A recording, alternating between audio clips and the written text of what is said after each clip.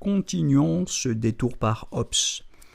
Les chapitres 18 et 20 du Léviathan distinguaient deux manières possibles de mettre en œuvre le contrat social.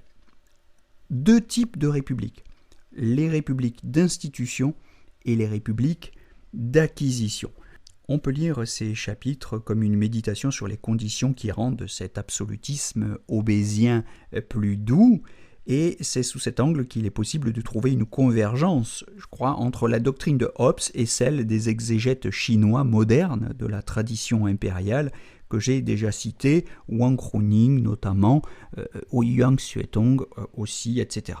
Alors, cette douceur pourrait être interprétée cyniquement comme le moyen indolore de priver les sujets de leur liberté, mais cette lecture critique n'a de sens que du point de vue d'un paradigme étranger, hostile à Hobbes, puisque Hobbes est, comme le montre le chapitre 21, un profond penseur et défenseur d'une certaine idée de la liberté.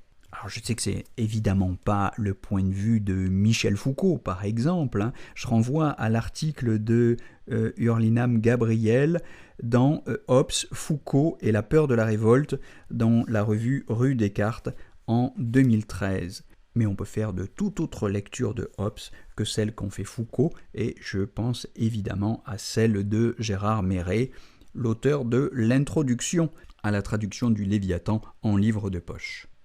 On a pu considérer, je pense à Michel Foucault entre autres, on a pu considérer que Hobbes voulait justifier un mode de gouvernement par la peur, parce qu'il a enraciné sa conception de la souveraineté dans la guerre, qu'il a voulu justifier l'absolutisme, quitte à gouverner par la peur, mais cela n'est vrai que des républiques d'acquisition, dont le modèle est effectivement décrit au chapitre 20. Mais on peut aussi choisir de le lire autrement, Hobbes, on peut le lire comme un penseur de l'accord et de la convenance de la multitude, selon l'expression qui est de lui. Je le cite au chapitre 18, « On dit qu'un État est institué quand les hommes en multitude s'accordent et conviennent, chacun avec chacun. » Donc on peut le lire comme un penseur de la puissance, au sens où je l'ai défini dans les précédentes capsules, plutôt que du pouvoir, c'est-à-dire de la force d'empêcher et de contraindre, puissance par laquelle cette multitude en vient à constituer un peuple harmonisé. Hobbes pense la souveraineté dans la forme monarchique du gouvernement, certes, mais il ne l'identifie pas à sa forme violente, puisqu'il la réfère d'abord à la république d'institution, dans laquelle, dans la définition de laquelle il souligne le consentement fondateur. Alors, on va relire Hobbes. Hobbes écrit, je le cite, « On dit qu'un État est institué quand les hommes en multitude s'accordent et conviennent, chacun avec chacun, que, quel que soit l'homme ou l'assemblée d'hommes, auquel la majorité a donné le droit de représenter la personne de tous, c'est-à-dire d'être leur représentant.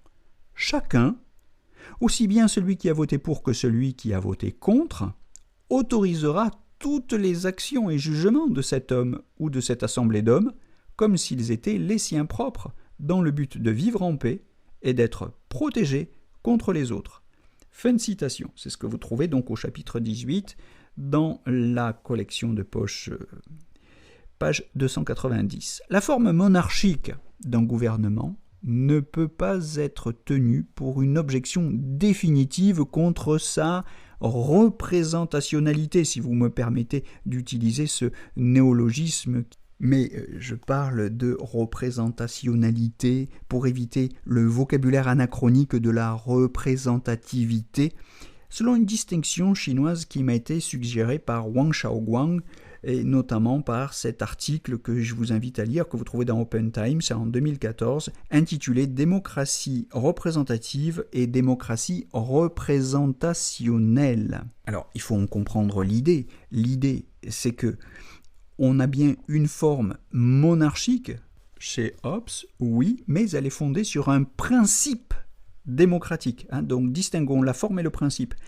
Tout le contrat chez Hobbes repose sur le consentement du peuple d'un côté et la réponse de ceux qui gouvernent de l'autre aux besoins de paix et de sécurité de ce peuple tout entier. Donc il n'y a plus contradiction entre la forme monarchique et le principe démocratique. Il faut juste les distinguer. Et s'il n'y a plus contradiction chez Hobbes, peut-être qu'il est envisageable pour nous de penser qu'il n'y aura pas non plus de contradiction chez les Chinois qui ont si bien relu Hobbes.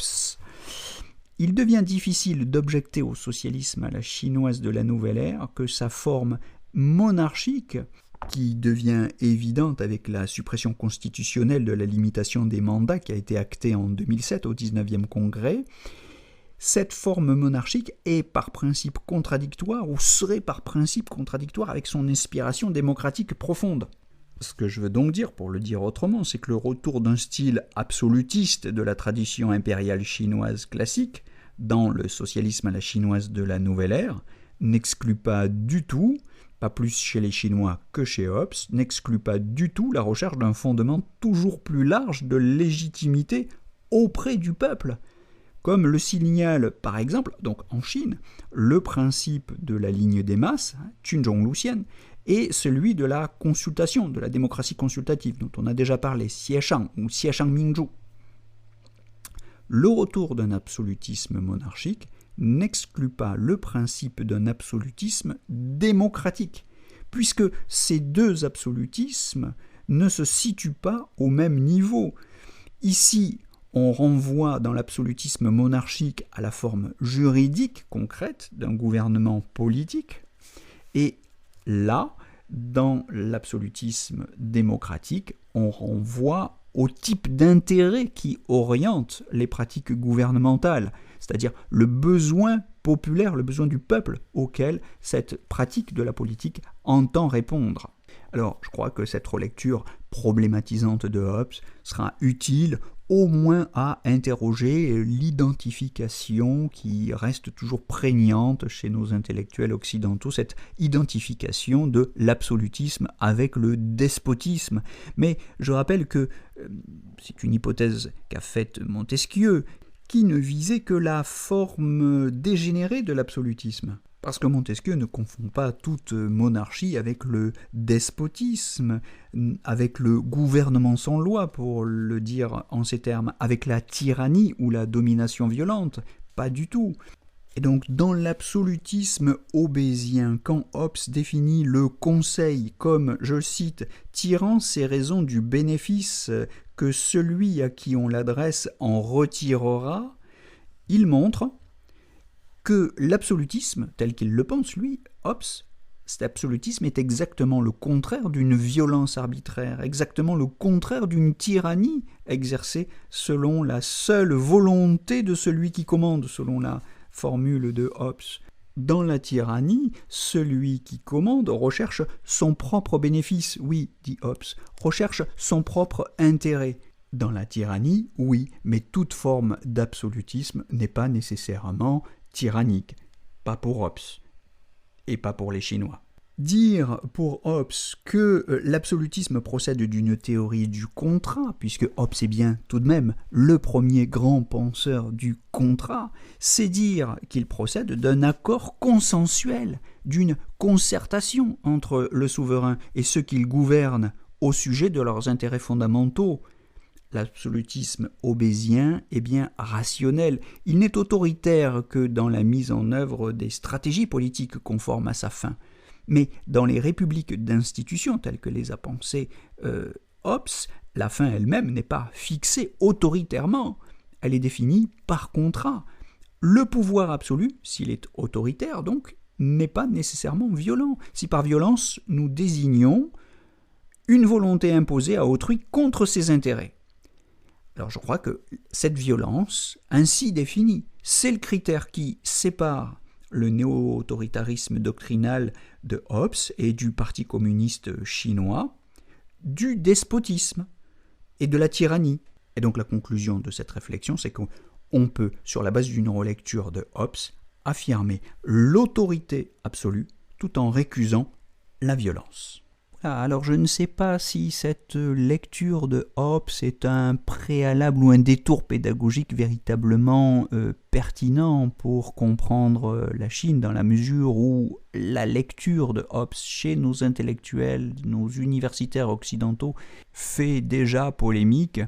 Mais il est peut-être aussi possible que sur ce sujet, ce soit le détour par la Chine qui soit pédagogique dans la mesure où il nous invite à relire philosophiquement Hobbes. Et quand je dis relire philosophiquement, je veux dire relire sans prendre nécessairement parti, sans étiqueter, puisque l'essentiel de la philosophie, à la différence du militantisme politique, l'essentiel de la philosophie politique, ce n'est pas de prendre parti, c'est de saisir des problèmes, de mettre la pensée en question. Et si les questions sont pour vous, comme pour moi, plus importantes que les réponses, je vous donne rendez-vous pour la suite de ce questionnement sur Hobbes et sa pertinence pour une relecture, une interprétation, une herméneutique de la doctrine socialiste chinoise dans une prochaine discussion. Je vous souhaite une belle journée en attendant.